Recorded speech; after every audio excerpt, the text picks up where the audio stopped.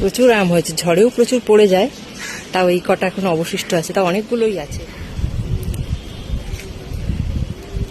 কলকাতা শহরে সচরাচর এরকম দৃশ্য দেখতে পাওয়াটা একটা বেশ কঠিন ব্যাপার।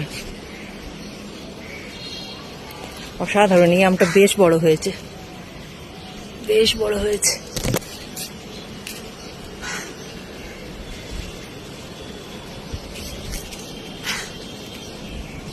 ভর্তি আম হয়ে আছে।